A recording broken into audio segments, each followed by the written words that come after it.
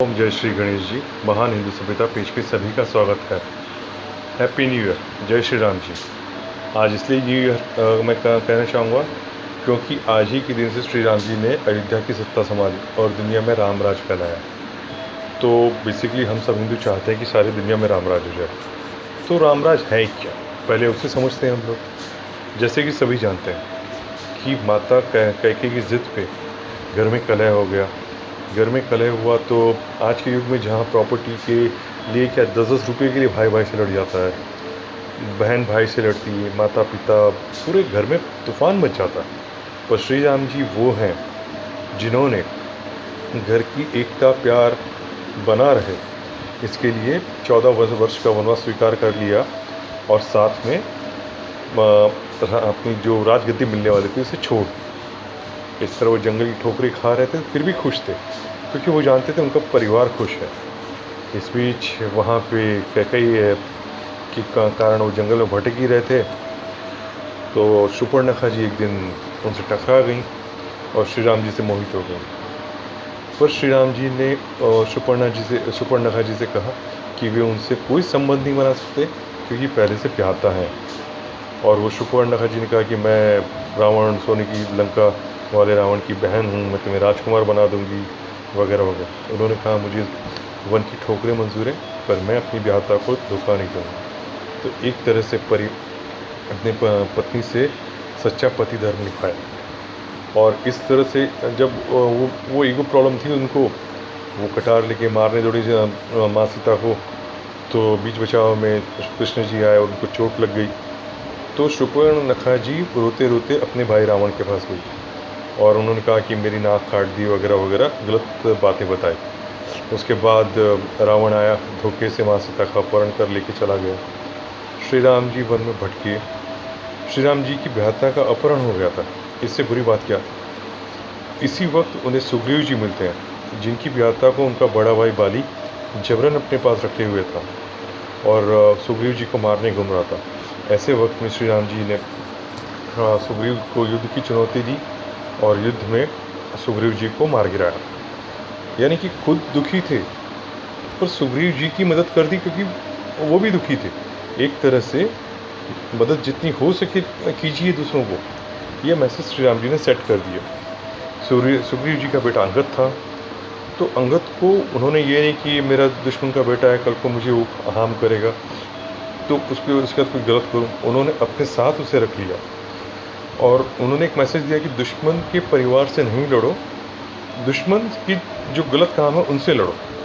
इस तरह फिर श्री राम जी लंका पहुँचे जहाँ पे उन्हें विभीषण, उसके पहले विभीषण जी मिले जो रावण के भाई थे, जिसे रावण ने लंका से निकाल दिया था, उसे भी अपनी शरण दे दी। इस तरह से उन्होंने एक दुश्मन के जो परिवार वाले होते हैं उनसे कोई नहीं लड़ना चाहिए, हमारी दुश्मनी सिर्फ अपने दुश्मन से है, उसी तक सीमित रहो। एक समाज में एक अच्छा एग्जाम्पल सेट किया।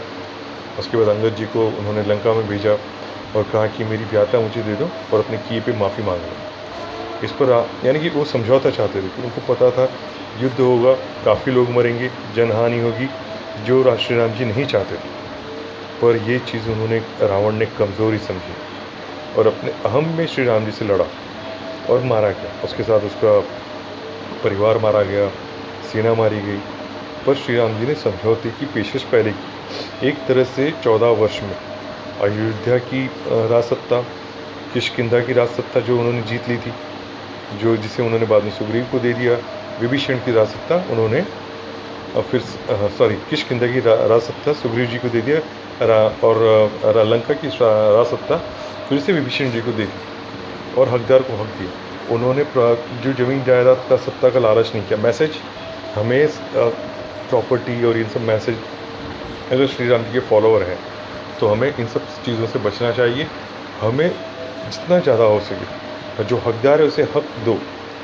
और साथ ही में एक मैसेज है सीधा साधा सिंपल सा, हमें हमेशा दूसरों की मदद करें, हम दूसरों को अपना माने, प्यार से रहें और दुनिया में अपनापन बांटें।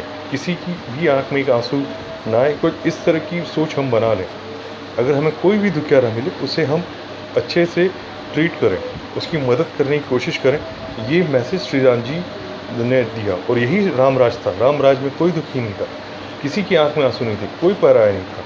सो हमें दुनिया में राम राज लाना है तो हमें श्री राम जी को फॉलो करना होगा, हमें प्रॉपर्टी की भूख नहीं रखनी होगी, हमारे सामने कोई आए उसकी मदद करनी होगी, नारी का सम्मान करना होगा, अपने कोई विरोधी है उसके परिवार से बदला नहीं लेना है, हमें शांति को कमज़ोरी नहीं समझना है, हम जो मसला बातचीत से हल कर सकते हैं उसे करने की कोशिश करें।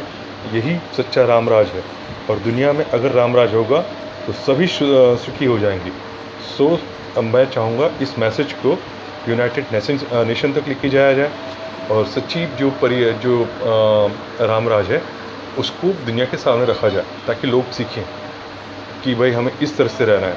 इसे स्कूली शिक्षा में ऐड कर दें, बच्चे पहले से ही रामराज के लिए प्रिपेयर्ड हो जाएंगे, सभी की मदद करने के लिए प्रेरित होंगे, किसी की भी आंख में आंसू ना आए ये सोच रखेंगे तो दुनिया अपने आप स्वर्ग बन जाएगी। माँ धरती पे सब कुछ है, हमारी सोच ने उसे गंदा किया हुआ है, और रामराज ही है जो सबको खुश रख सकती है, सबको अच्छे से पाल सकती है, सभी खुश रहेंगे। सो प्लीज़ आज से वो करें वो नहीं, हम करेंगे, हम कोशिश करेंगे हमारे सामने कोई भी आया उसकी मदद करने की, हम सभी के आंसू पोंछने की कोशिश करेंगे। बाकी कर्म हम करेंगे, फल देने का काम ईश्वर का है। अगर हम अच्छा कर्म करेंगे अच्छा होगा, सभी लोग अच्छा बनने की कोशिश करें, दुनिया अच्छी बन जाएगी।